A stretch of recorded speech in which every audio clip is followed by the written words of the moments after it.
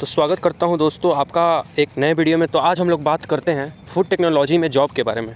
तो मैं एक चीज़ का आपको विश्वास दिलाता हूं कि पूरे यूट्यूब प्लेटफॉर्म पे इतना ऑनेस्ट रिव्यू जॉब को लेके फूड टेक्नोलॉजी वाले बच्चों के लिए कोई नहीं लाया होगा। तो वीडियो के साथ बने रहिए और प्राइवेट, गवर्नमेंट जॉब और रिसर्च एरिया, मैं सब चीज़ों के बारे में आपको 1 बाय 1 बताता हूँ। तो शुरुआत करते हैं प्राइवेट जॉब से, ठीक है। तो इसमें हम लोग को प्राइवेट जॉब में फूड ऑडिटर्स होते हैं। तो फूड ऑडिटर्स कौन होते हैं? ये लोग मोस्ट एक्सपीरियंसिव आदमी होते हैं। इन लोगों का एज बहुत कम भी नहीं होता है, बहुत ज़्यादा भी नहीं होता है। मतलब आप 30 to 40 ईयर्स के बीच में बोल सकते हो। इन लोगों का सर्टिफिकेशन कोर्स होता है, वो कोर्स वैरी कर सकता है। 2 वीक्स से लेके 2 मंथ, 3 मंथ, 6 मंथ तक होता है। और इन लोगों का सर्टिफिकेशन का चार्ज भी बहुत ज़्यादा होता है। वो सर्टिफिकेशन होता है, कुछ एक्सपीरियंस होता है, तब किसी आप इंडस्ट्री में या किसी अच्छे जगह पे आप एज ए फूड ऑडिटर और as a food safety auditors बन सकते हो। तो फूड सेफ्टी ऑडिटर्स का क्या काम होता है? ये लोग कम्प्रीहेंसिव और नॉन कम्प्रीहेंसिव चेकिंग करते हैं, सेफ्टी एनालिसिस करते हैं। एक तरीके से हम लोग इनको फूड सेफ्टी चेकर पॉइंटर बोल सकते हैं, ठीक है। मतलब चेकिंग का, ऑडिट का जो काम होता है वो फूड ऑडिटर्स करते हैं। इसके बिना कोई इंडस्ट्री रन नहीं कर सकता। यही लोग चीज़ों को आगे बढ़ाते हैं। अब हम लोग आगे चलते हैं। जैसे कुछ प्राइवेट कंपनियां होती हैं जिसमें कुछ लोग डायरेक्ट प्लेस्ड हो जाते हैं, कैंपस प्लेसमेंट मिलता है उन लोगों को, क्योंकि उन लोगों का यूनिवर्सिटी मतलब अच्छा होता है। कुछ स्पॉन्सरशिप्स भी होते हैं, कुछ फाइनेंशियल शिप भी होते हैं। ऐसे चीज़ों के कारण बच्चे प्लेस्ड होते हैं, ठीक है। तो जैसे बहुत सारी कंपनियाँ हैं, और जो लोग प्लेस्ड नहीं होते हैं वो अपने मेहनत से, एक्सपीरियंस से, बहुत सारा ट्रेनिंग करके, बहुत सारा इंटर्नशिप करके, अपना CV से, अपने रेज्यूमे से आप बहुत सारे जगह पे अप्लाई करोगे। धीरे धीरे आप एक्सपीरियंस गेन करोगे तो आपको भी चांस मिलता है अच्छे जगहों पे काम करने का, ठीक है।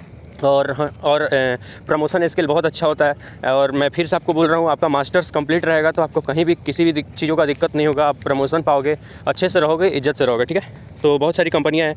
मैं इंडियन स्टैंडर्ड के बारे में अब मैं बात कर रहा हूँ। जैसे पेप्सिको है, नेस्ले है, अदानी विलमार है, रिलायंस है, आची है, ITC है, नागा है, सीमेगा है, बिग बास्केट है, MTR है। बहुत सारी कंपनियाँ होती हैं। आप एकदम अच्छे से ध्यान से देख लो। उसके बाद से यहाँ पे भी कंपनियाँ हैं, पेप्सी है, लक्ष्मी है, डॉक्टर रेड्डी है, नेक्टर फ्रेश है, ITC है। उसके बाद से Cadbury India private limited, Nestle Chennai, बहुत सारा कंपनी है। एकदम लाइन है यार। मतलब इंडिया में फूड टेक्नोलॉजी सेक्टर में गरीबी थोड़ा भी नहीं है। आपके पास स्किल होना चाहिए, लीडरशिप स्किल होना चाहिए, चीज़ों को समझने आना चाहिए, आपका प्राइमरी स्टडी अच्छा होना चाहिए आपके बैचलर्स में, आपके मास्टर्स में, ताकि आप चीज़ों को समझ सको, आसानी से गेन कर सको, ठीक है। और जब आपको प्रैक्टिकली जब आपको प्रूफ करने का बारी आए तो आप अच्छे से कर सको, ठीक है। तो ये सब कुछ प्राइवेट कंपनियाँ हैं, ठीक है। अब हम लोग चलते हैं गवर्नमेंट जॉब के बारे में, ठीक है। तो दोस्तों मैं एक चीज़ आपको क्लियर करना चाहता हूँ। ऐसे तो फूड टेक्नोलॉजी के स्टूडेंट्स के लिए गवर्नमेंट जॉब उतना नहीं आउट होता है, ठीक है। लेकिन उसके बावजूद जिन चीज़ों से बच्चे रिक्रूट होते हैं, जो लोग जॉब पाते हैं गवर्नमेंट वैकेंसी से, ठीक है, तो वो मैं अधिक से अधिक चीज़ें लेके आया हूँ जहाँ पे आप अप्लाई कर सकते हो।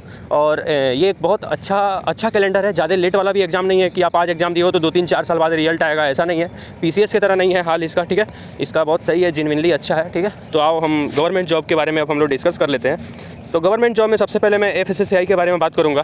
तो FSSAI के बारे में मैं ये बताऊंगा कि यहाँ पे आप 2 से 3-4 पोस्ट के लिए एलिजिबल हो, ठीक है। जो सबसे पहला पोस्ट है जिसके लिए सारे बच्चे चाहते हैं कि मेरा वहाँ पे तो होना ही चाहिए सिलेक्शन, ठीक है, वो पहला पोस्ट है सेंट्रल फूड सेफ्टी ऑफिसर, जहाँ पे एक बैचलर स्टूडेंट एलिजिबल है अपने आप को एग्जाम में बैठने के लिए, ठीक है। और इसमें बेसिकली PT होता है, मेंस होता है, ओके। PT और मेंस के बाद सिलेक्शन होता है, इसमें इंटरव्यू नहीं है, ठीक है। उसके बाद से दूसरा जो पोस्ट है FSSAI का वो है TO, ठीक है। इसको बोलते हैं टेक्निकल ऑफिसर। इसमें एटलीस्ट मास्टर्स होना चाहिए, और नहीं तो किसी दूसरे स्टूडेंट है तो उसके पास कुछ एक्सपीरियंस हो, या गेट क्वालिफाइड हो, या उसका BSc या BTech हो, वो 4 ईयर का कंप्लीशन हो, ठीक है। अदरवाइज मास्टर्स नेसेसरी है टेक्निकल ऑफिसर के लिए। एक और है असिस्टेंट डायरेक्टर टेक्निकल, इसमें भी आई थिंक कुछ एक्सपीरियंस होना चाहिए, मास्टर्स होना चाहिए। उसके बाद से आप इन सब पोस्ट के लिए एलिजिबल हो। तो FSSAI में ऐसा पोस्ट है, और सारे पोस्ट जो है वो ग्रुप A कैटेगरी के हैं। बहुत अच्छा सैलरी है, बहुत अच्छे पर्क्स मिलते हैं। Starting salary, in hand salary approximately I think 65 to 75,000 rupees के अप्रॉक्स में होता है। तो अब हम लोग आगे चलते हैं। जो नेक्स्ट है वो है FCI, ठीक है, फूड कॉर्पोरेशन ऑफ इंडिया। यहाँ पे जहाँ तक मैं अपना रिसर्च किया हूँ, यहाँ पे असिस्टेंट जनरल मैनेजर का एक पोस्ट होता है, मैनेजरियल पोस्ट है। यहाँ पे भी आपका मास्टर्स क्वालिफिकेशन होना चाहिए, तो आप एग्जाम में बैठते हो। आई थिंक यहाँ पे भी PT मेंस और शायद ही इंटरव्यू होता हो, ठीक है। तो यहाँ पे भी आप अच्छा कर सकते हो। मैनेजरियल पोस्ट है, स्वाभाविक है, मैनेजरियल पोस्ट है तो एकदम अच्छा वैकेंसी निकालता होगा FCI। तो फूड कॉर्पोरेशन ऑफ इंडिया में एक एग्जाम होता है फूड टेक के बच्चों के लिए। उसके बाद सब हम लोग आते हैं PCS।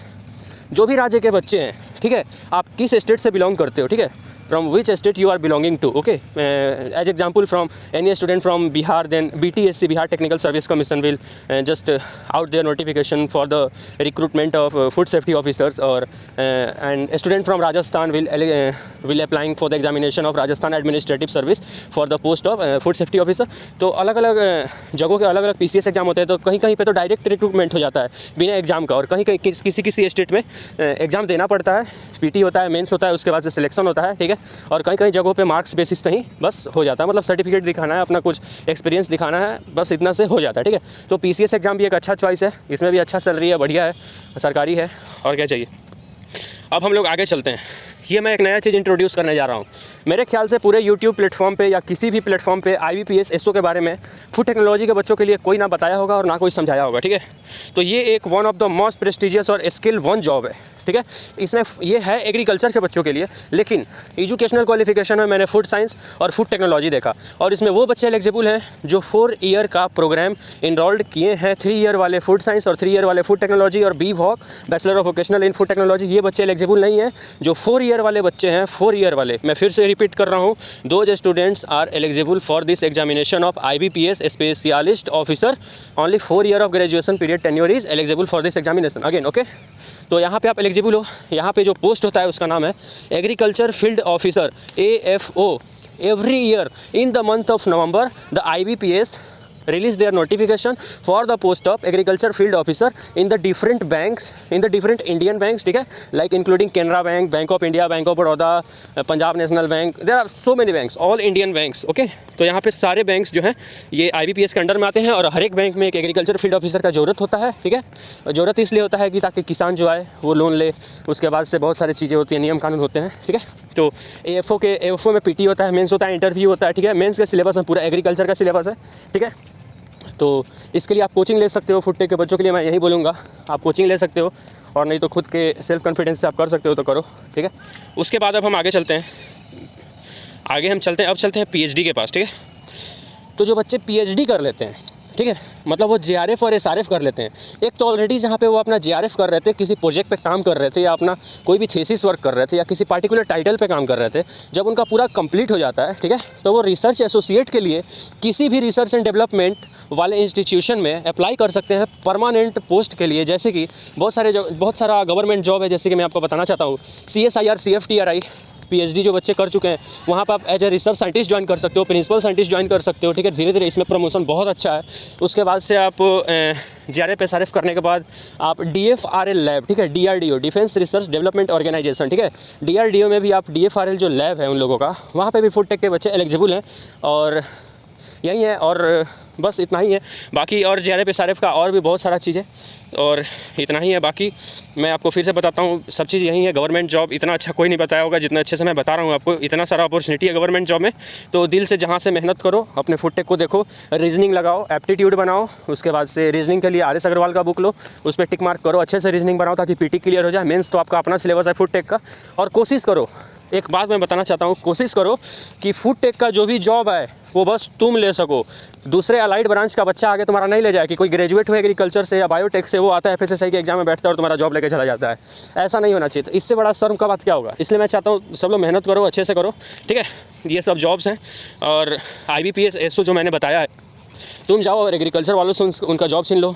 मैं ये बोलता हूँ, मेहनत करो उन चीज़ों पर, ठीक है। तो बस इतना ही यार।